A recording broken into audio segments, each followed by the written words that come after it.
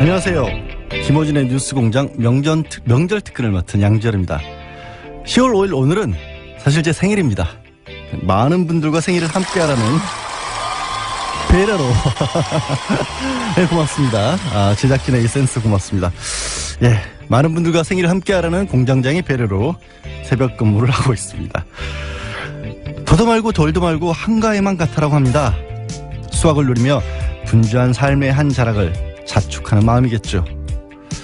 그렇지만 함께할 수 없는 분들도 참 많습니다.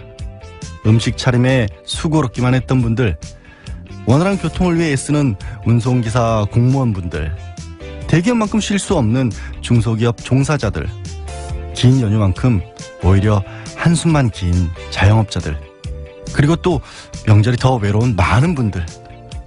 진짜 명절이라면 너나 할 것 없이 배부르고 따뜻한 날이어야 할 겁니다. 며칠 더 남은 날 주변에 마음 나눌 곳을 찾아보면 어떨까요?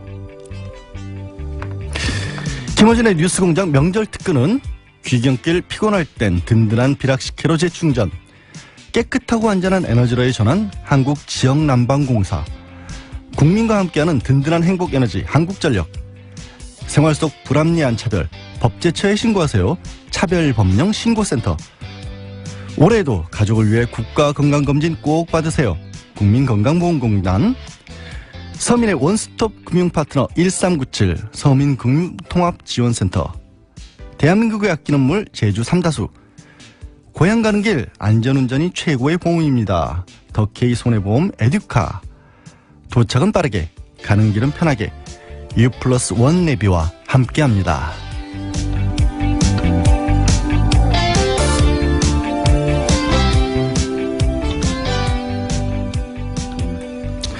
네, 추석 연휴 기간 보내드린 명절 특근은 지난 1년 동안 뉴스공장을 찾아왔던 명사들의 주옥같은 인터뷰를 다시 듣는 시간으로 채우고 있습니다. 오늘 처음 만나볼 분은 바로 도올 김용옥 선생님입니다. 사실 제가 대학에서 철학을 전공했는데요. 저를 철학과로 가게 만들었던 인물, 제가 또 대학 기간 내내 동양철학을 전공한답시고 사서삼경을 읽게 만들었던 분이 도올 선생님이신데, 예, 사서삼경 읽던 선비였던 제가 공장장과 잘못 엮이는 바람에 새벽 근무나 하고 있습니다. 이 인터뷰는 국정농단 사태, 그러니까 촛불 집회가 한창이던 지난해 12월 진행했던 인터뷰인데요. 과연 역사는 훗날 박근혜 시대를 어떻게 기록할까라는 주제로 진행됐습니다. 다시 한번 들어보시겠습니다.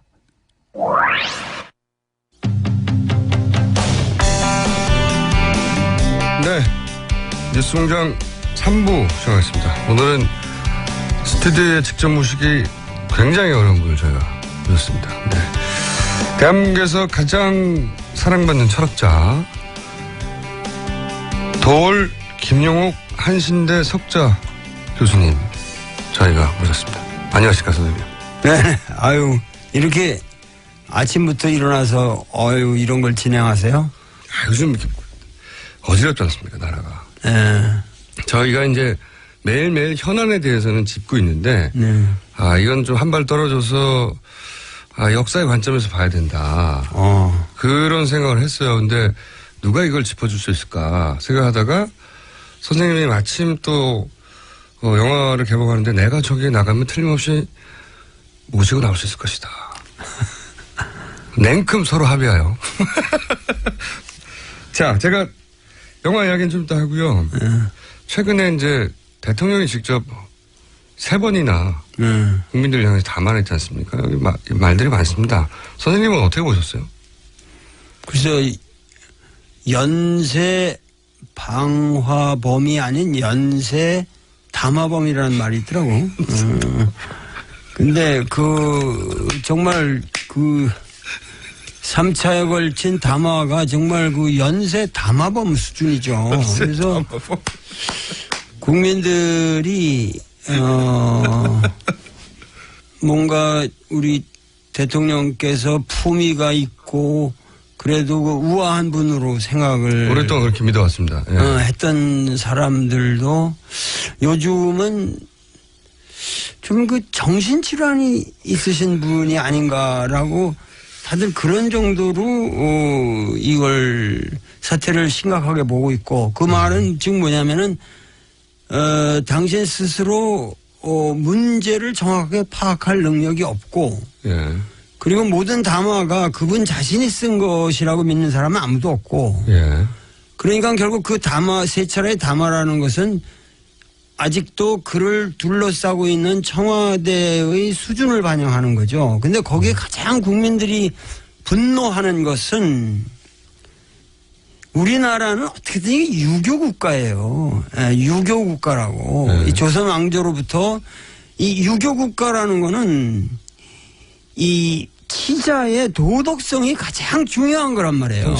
통치자의 도덕성이. 근데 도덕적으로 정말 그 가슴을 열고 자기가 잘못했다고 하는 것을 시인하는 자세가 0.000000001%도 없으니까 거기에서 국민들은 아주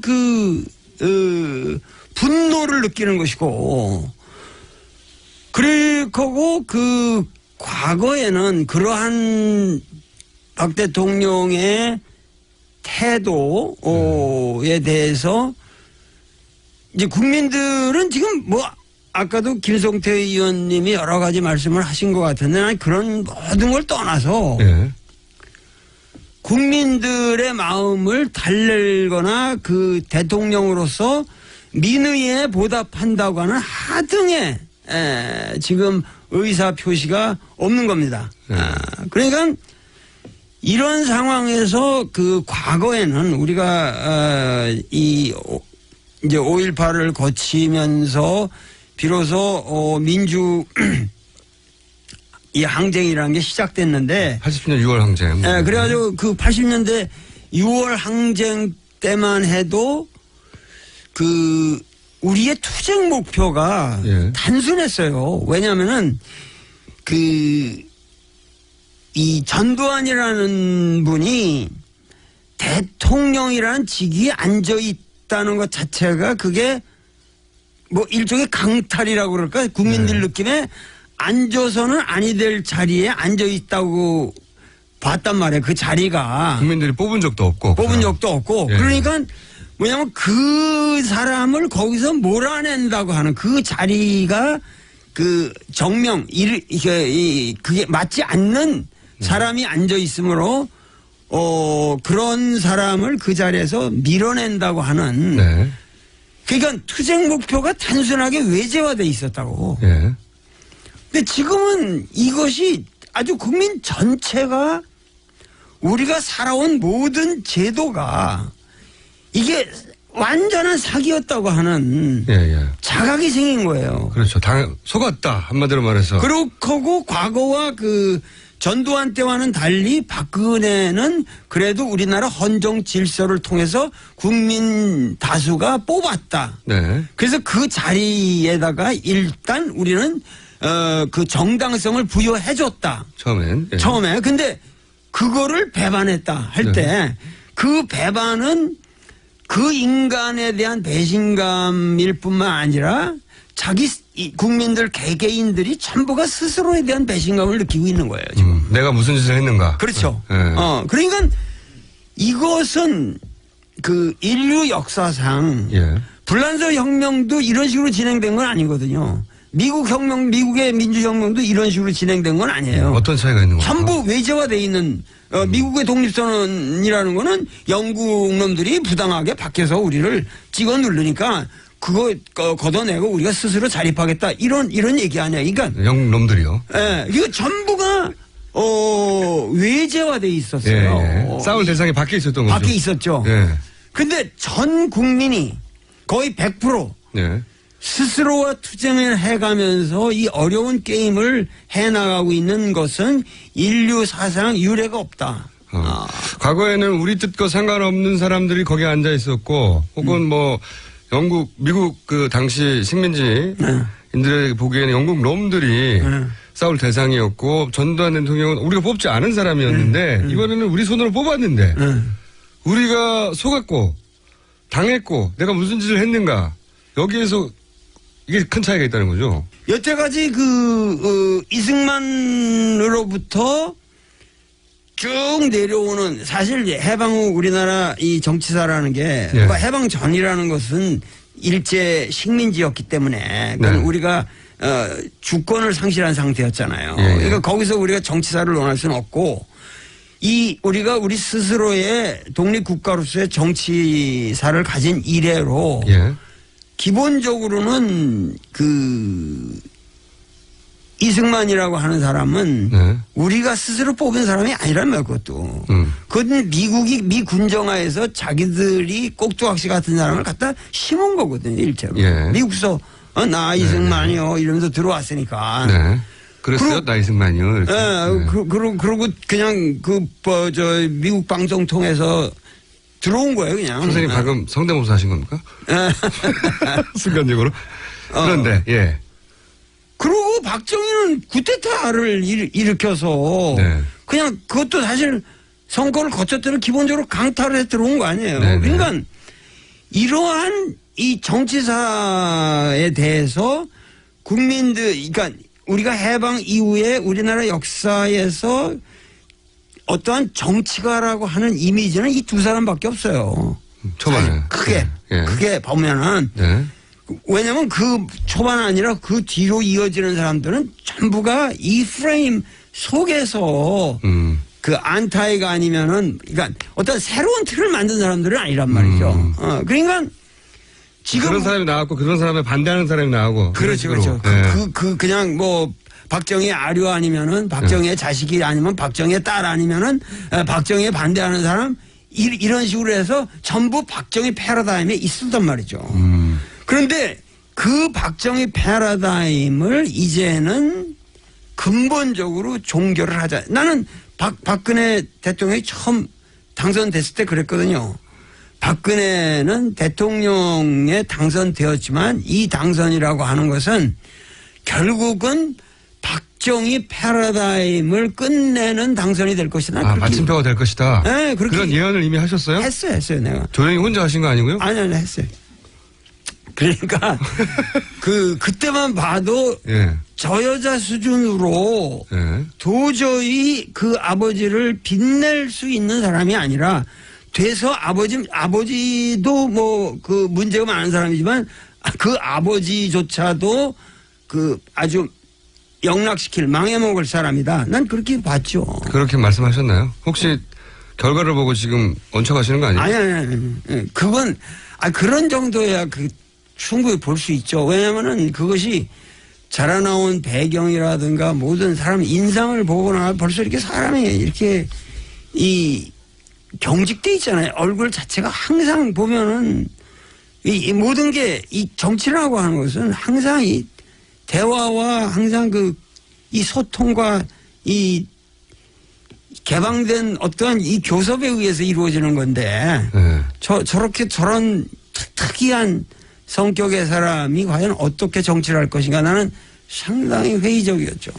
그러면 지금 대충 말씀하셨는데 우리 역사에서 박근혜 대통령이 지금 이렇게 국민들의 요구에서 점점 코너에 몰리고 결국은 어떤 방식으로든 이제 물러나게 될 것 같은데 그거를 정치권에서는 지금 막 뭐 여러 가지 논의를 하고 있는 와중이고 탄핵이다 아니면 뭐 합성을 하자 아니면 뭐 4월 어쩌고 저쩌고 등등등 절차와 기술적인 방법을 얘기하고 있지만 여하간 이렇게 해서 한 시대가 끝나는 건 우리 현대사에서 보면 박정희 패러다임의 마침표가 되는 정말. 겁니다. 정말이다.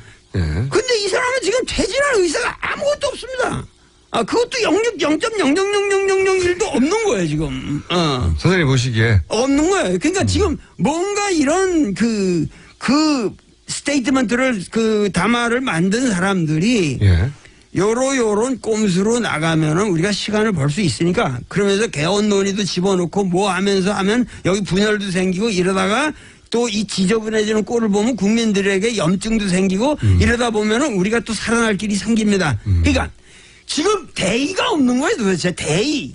우리가 원하는 거는 개인적인 살아날 지금 방도를 얘기하는 것이 아니라 국민이 바라는 대의, 천심이라고 하는 건 민심이 천심인데 그게 하늘의 명령인데 지금 빨리 하루속히 빨리 박근혜는 물러나고 그럼에 따라서 한 60일 내로 빨리 새로운 대통령을 선출해서 국정을 안정시켜야지. 지금 이 상태로 간다는 게 우리 국민들에게 가장 문제가 되는 건 민생이 망가지고 있단 말이죠. 민생. 사람들 하루하루 살기가 어렵잖아요. 선생님 지금 점점 쇳소리가 강해지면서 좀 전에 욕도 나올 뻔했고 큰일 날 뻔했습니다. 생방송이니까 조심하겠습니다. 원래 선생님은 그 대선 주자들 릴레이 인터뷰 직접 하시기로 유명한데 최근에 또 시작하셨더라고요. 이미 만난 분들도 있던데 안희정 충남지사에 대해서는 잠깐씩 짚어보면 그런 대선 주자들을 플라톤적인 성격이 강하다 하셨는데 이게 무슨 말씀입니까? 짧게 설명해 주세요. 예. 아니 그 안희정은 하여튼 철학이 있는 사람이죠. 자기 나름대로 소신이 있고. 보시기에 철학자의 입장에서 보기에 좀 철학이 있네. 자기 생각이 그 국정에 대한 아주 뚜렷한 생각이 있고 특히 그 서민들 이 농촌 문제라든가 이렇게 그 핍박받는 이 층에 대해서 하층민이라고 그럴까 그런 우리가 쳐다보지 않는 바닥을 어떻게 이 개선해야 되는가 하는 데 대해서 굉장히 깊은 통찰력이 있는 사람이에요. 그리고 남경필 경기도지사 그 다음을 진행하시던데 이게 누군지 모르겠는데 헤라클레스는 아는데 헤라클레이토스 적이다 이렇게 표현하셨는데 이게 어떤 겁니까? 헤라클레이토스 적이? 그러니까 헤라클레이토스는 만물유전이라는 말로 그 표현이 되는 히랍 철학자지만 뭐냐면은 플라톤은 상당히 이상주의적인 불변의 뭐가 있고 헤라클레이토스라는 거는 항상 그 변해가는 이 천지 만물과 더불어 의식이 같이 간다는 얘기죠. 그래서 그 남경필은 말랑말랑하고 항상 변화에 적응하고 이번에도 제일 먼저 탈당을 했고 그만큼 사람이 순수하고 귀엽고 상당히 그 순수해 사람이. 그렇게 보셨고 아직은 안 하셨는데 그래도 이제 사람 관찰하시는 게 예리하고 그 취미기도 하시니까 예를 들면 최근에 급부상하고 있는 이재명 성남시장은 어떻게 보십니까? 그 사람은 뭐 그 상당히 뭔가 그래도 그 상당히 그 발언을 정확하게 이 정치 문제에 대해서 매일 자기 의견을 정확하게 되는데 그렇게 뭐 이런 보수 언론에서 조질라고 해도 조져지질 않잖아요. 그러니까 그만큼 뭐냐면 자기 관리가 철저한 사람이고 자기 관리가 철저한 사람이고 그 행정 능력이라든가 이런 게 벌써 상당히 입증이 된 사람이고 그러니까 앞으로 난 잘 모르겠는데 하여튼 젊은이들한테 그렇게 인기가 있다고 그래요 그분이. 그러니까 최근 정국에서 또 선명한 입장을 드러내고 있으니까요. 선생님이 지금 명쾌하게 말씀하셨듯이 발언을 명쾌하게 하시니까. 그러면 이 보수 진영에서 이제 최근 가장 두각을 나타내는 분은 김무성 전 대표 아닙니까? 유승민 전 원내대표도 있고 이 두 분에 대해서는 시간이 없어서 제가 짧게 여쭤보면. 난 그 두 분을 직접 만나서 이렇게 아직 대화를 못 했는데. 그렇군요. 김무성이라는 분은 만나면은 내가 만나서 얘기를 하면은 상당히 재미있을 것 같아요. 그래요? 재미는 있을 것 같아요. 근데 의외로, 인간적으로는. 근데 너무 지금 그 무슨 이 개헌이라든가 자기 개인적인 이 대의를 위해서 우리가 헌신해야 되는 시점에서 이왕 불출마를 선언하고 비박에 이걸 표방했으면은 투철하게 그 신념대로 한번 나가서 국민들에게 확고한 국민의 의사를 반영하는 정치인의 자세를 한번 정확하게 보여달라는 거예요. 애매하게 꼼수를 놓을 생각은 말고. 시작했다가 이제 용두사매가 된 경우가 많이 있어가지고. 그러니까 항상 그 사람은 대의를 못 보고 항상 대의를 표명하면서 사람이 보기에도 덩치도 좋고 이렇게 대의를 향해서 움직이는 것 같으면서 결과적으로 항상 자기 개인의 영달을 너무 치중하는 측면이 있지 않나. 그런 이미지를 하시는 거죠. 네. 한번 만나봐야지 결론이 나겠네요. 네. 유승민 전 원내대표는 어떻게 보십니까?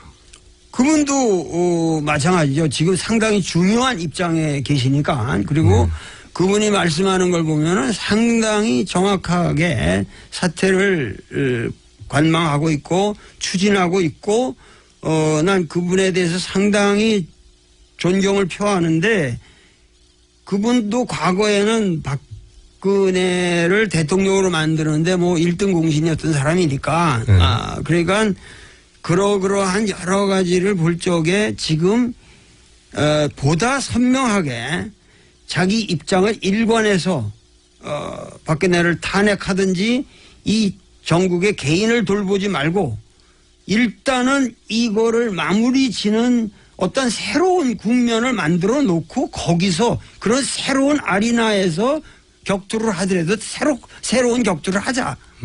이런 식으로 확실한 자세들을 보여달라는 거예요. 문재인 전 대표는 어떻게 보십니까? 왜 웃으십니까? 글쎄 문재인 대표에 대해서는 내가 얘기하기가 참 어렵지만은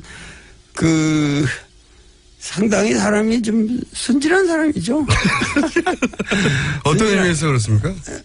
아니 사람 심성이 착해잖아요. 만나서 이렇게 얘기하면 정말 착하고 사심이 없어요. 그 사람은. 근데 뭐냐면 매사에 어떤 날카로운 정치적인 판단이 좀 부족하게 느껴질 때가 있잖아요.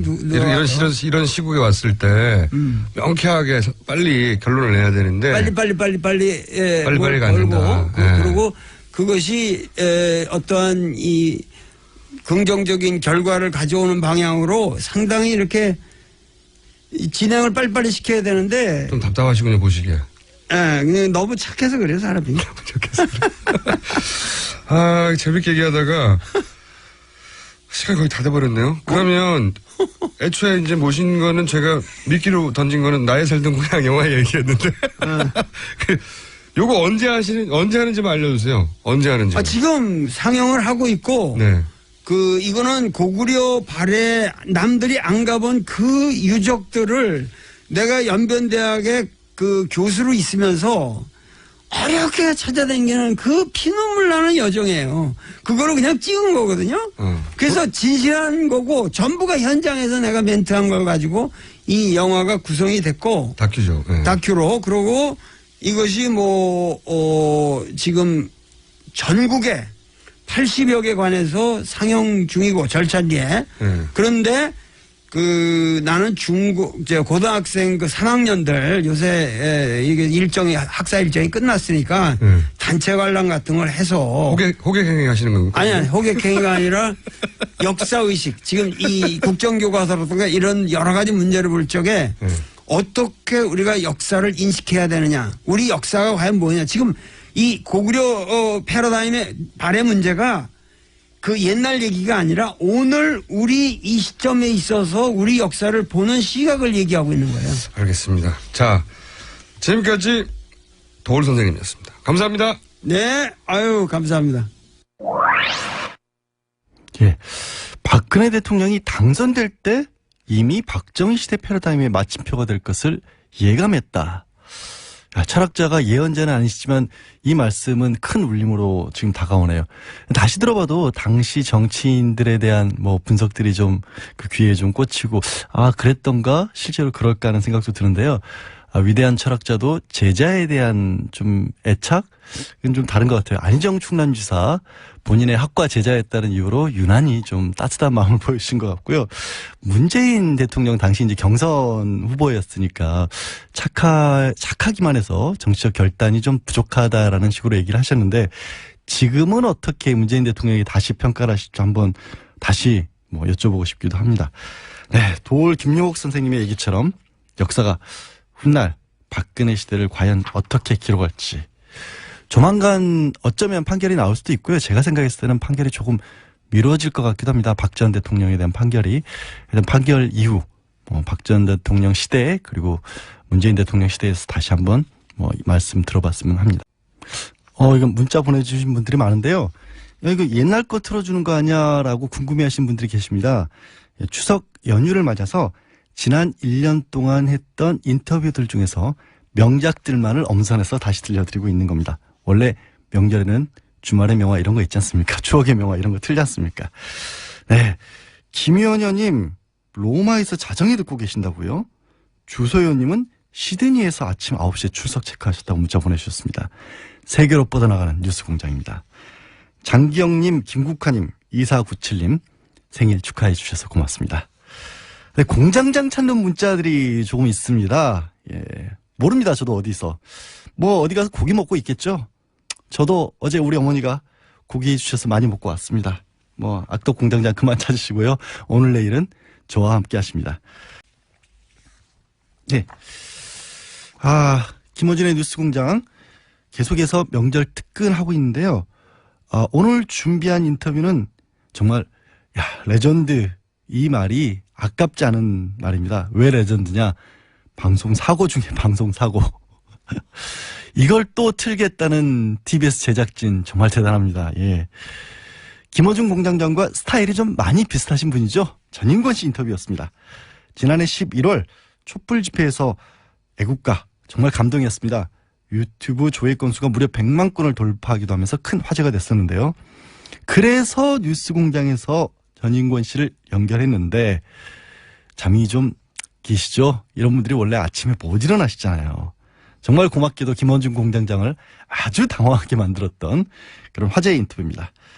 웬만해서 이런 방송사고 다시 들려드리지 않지만 용감한 뉴스공장 그리고 공장장 없는 틈을 타 제가 다시 들려드리겠습니다.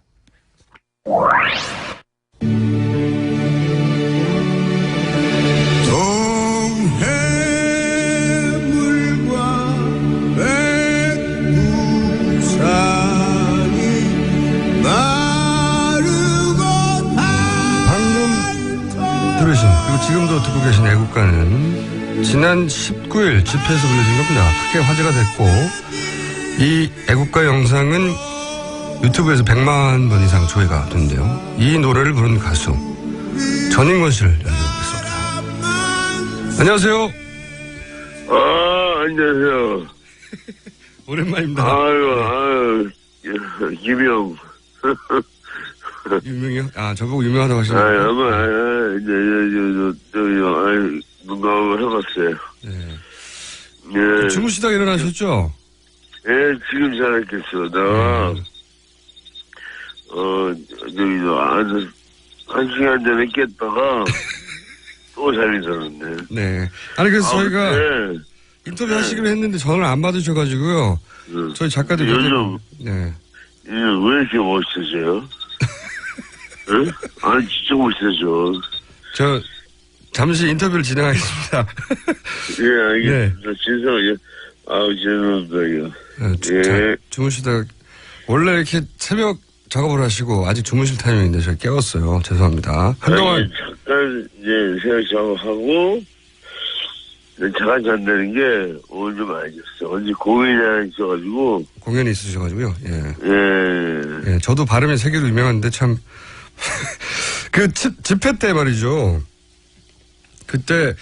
물론, 집회 때, 예. 공연 워낙 많이 하셨지만, 100만 명을 앞에 두고 공연하신 건 이번이 처음이시죠?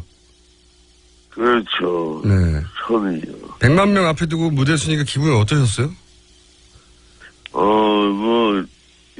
좋았어요. 좀 설레고, 네. 내가 가수인가 보다. 여기 올라온 거 보니까, 예. 가수인가 보다. 그런 생각을 했어요. 네. 저희가 노벨지 전화를 드렸네요. 그때 공연이 굉장히 감동적이었다고, 애국가가 이렇게 가슴을 울리는 노래인 줄 몰랐다고, 이런 얘기 많이 듣지 않으셨어요? 공연 후에? 예, 나도, 그런, 생각을 하면서 불렀어요. 그게 원래는 이제 세월호 때, 네. 그쪽 이제 무대 있을 때 부르고 싶었는데 네. 그때 못 불렀어요. 그래서 이번에 부르게 된 거예요. 네. 근데 정말 그때 왠지 세월호 또 왠지 애국가를 부르고 싶었어요. 애국가를. 네. 애국가 한번 정말 좀 한번 크게 한번 부르고 싶었어요. 제가 이제 전인권 씨라고 불러야 되는데 지금 잠이 다 안 깨신 것 같아서 예. 형님 일어나시죠. 다 깼어 다 하지 진짜. 뭐든지 뭐라 뭐든지. 네 알겠습니다. 세월호 얘기하셨는데 너와 나 작년에 발표하신 거 이게 세월호를 생각하시면 만든 노래죠. 예. 그리고 이번에 이제 그렇죠. 길가에 버려지다도 그렇고 최근에 노무현 전 대통령 소재로 한 영화 두 도시 이야기 오리지널 사운드 트랙도 하셨고 쌍용 자동차 강정마을 공연도 하시고 이 나이를 드시면서 점점 이 사회 참여적인 활동을 많이 하시는데 혹시 이유가 있으세요? 나이가 먹으니까 네. 그러니까 책임감이 더 강해지고 네. 그러니까 자꾸 나쁜 생각은 이제 좀 버리게 되고 그리고 옳은 일을 참여를 좀 하고 싶고 그게 생겨요. 연습도 좀 많이 하고 싶어지고 연습도 많이 아프시고 예. 네, 60 넘어가면서부터 그렇게 되더라고. 진짜. 다시 들어도 왜 이렇게 재밌죠? 그 공장장이 허덕허덕 하는 게 왜 이렇게 고소한지 모르겠습니다. 근데, 뉴스 공장이 공장장만으로 돌아가지 않는다는 걸 명확하게 보여주는 일이 벌어졌죠. 제작진이 이걸 더빙 버전을 준비했다는 겁니다. 더빙 버전으로 들어보시면 무슨 말씀이신지 조금 이해가 가실 겁니다. 들어보시죠. 지난 집회 때 이제 애국가를 부르셔서 크게 화제가 됐던 전인권 씨를 저희가 지난 금요일에 인터뷰를 했어요. 근데 새벽 작업하시는 분인데 저희가 주무시는 시간에 깨워가지고 잠결 인터뷰가 됐거든요. 네. 안 그래도 많이 드린 분인데 제가 무슨 말을 들어도 당황을 안 하는 사람인데 일단 그 전제가 상대방 말을 알아들어야 되거든요. 네. 그래서 질문을 못 알아들으셨군요. 그래서 당시 뭐라고 했는지 못 알아들었다는 분들이 많아서 저희가 AS로 그때 무슨 얘기 했는지를 잠시 정리해서 들려드리겠습니다. 전인권 씨를 안녕하세요. 안녕하세요. 원래 이렇게 새벽 작업을 하시고 아직 주무실 타이밍인데 제가 깨웠어요. 죄송합니다. 새벽 작업하고 제가 새벽 작업을 하고 잠깐 잔다는 게 어제 공연이 있어가지고 공연이 있으셔가지고요. 예. 지금 잠이 다 안 깨신 것 같아서 형님 일어나시죠. 다 깼어 다 하지. 깼습니다. 이제 진짜 뭐든지 물어보세요. 이 나이를 드시면서 점점 이 사회 참여적인 활동을 많이 하시는데 혹시 이유가 있으세요? 나이가 먹으니까 그러니까 나이를 먹으니까 책임감이 더 강해지고 옳은 일에 참여를 하고 싶더라고요. 좀 하고 싶고. 그런데 집회하실 때 이 박사모 활동하시는 분들이 혹시 때리면 그냥 맞아라 중간에 이런 말씀하셨어요. 왜 그런 말씀하셨어요? 그래야지 그 친구들이 때리다. 그래야지 그 친구들이 우리가 때려도 가만히인데 우리가 할 일이 없어지네 하고 생각하게 될 것 같았어요. 중요한 건 평화예요. 박사모와 싸우게 되면 계엄령 같은 그런 큰 일이 벌어지지 않을까 걱정도 되고. 알겠습니다. 오늘 여기까지 하고요. 저희가 다음에 한 번 더 모셔야 될 것 같습니다. 예. 우리말을 우리말로 더빙한 방송 사상 최초의 사례로 앞으로 길이 남지 않겠는가. 그래서 다음에 직접 스튜디오에 오시면 좀 더 또박또박한 목소리로 하기로. 네, 제가 정신을 빨리 차려야지. 다시 들어도 정말 명작입니다. 마치 뉴스공장에 인공지능이 나타난 그런 느낌이었어요. 방송 사고도 웃음으로 만들어주는 뉴스공장 제작진의 노고 제안합니다. 예, 계속해서 문자 많이들 보내주고 계시네요. 진영재님, 양언니는 혼자 있으면 재미없는 듯 저라도 놀려드려야 하나. 놀리지는 마시고요. 같이 놀아주신 건 재밌습니다. 예, 3119님, 양언니 반갑습니다. 물론 생일도 축하드리고요. 공장장과의 케미도 좋지만 혼자 진행하시는 것도 아주 좋으네요. 네, 저도 혼자가 더 좋습니다. 뉴스공장에서 제일 좋아하는 코너가 오프닝과 불친절한 에이스인데 오늘 양언니 오프닝 멘트도 기대한 만큼 좋았습니다. 네, 고맙습니다. 마지막으로 문자 하나만 더 읽고 다음 진행해볼까요? 신채연님, 역시 최다 출연자의 위험, 안정적인 진행이 빛나네요. 굿세어라 양언니. 사실 솔직히 말씀드리면요, 제가 좀 전에 시간을 몇 분 조절을 실패를 해서 문자를 먼저 읽고 프로그램 협찬을 드려야 했었는데 약간의 실수를 하고 있는 중이었습니다. 3792님, 전인권 씨 목소리도 들을 수 있고 정말 반가웠어요. 추석 명절 차례 끝나고 오늘 시골에 농사 짓고 계신 7순 넘으신 친정 부모님께 내려가려고요. 저희 시골에 농사 짓고 계신 7순 넘은 부모님께서는 오랜 농사일에 굵은 주름살이 가득하시고 마른 나무처럼 야위어진 모습 보면 가슴 아파요. 부모님께서 좋아하시는 맛있는 음식 사가지고 내려갈게요. 많이 사랑해요. 정감이 넘치는 문자였습니다. 근데 이렇게 긴 문자를 저는 하필 또 띄어쓰기가 없는 문자를 고르는 바람에 잘 띄어서 읽은 제 스스로를 축하하면서 걱정이 많으셨던 분들, 그리고 이제 아직 남은 걱정, 명절이 걱정이신 분들, 또 긴 휴가 끝나올 때쯤이면 왠지 좀 허전하기도 하잖아요. 그래서 틀어드립니다. 걱정 말아요 그대, 전인권 씨 목소리로 듣겠습니다. 저는 8시 6분 다시 돌아오겠습니다.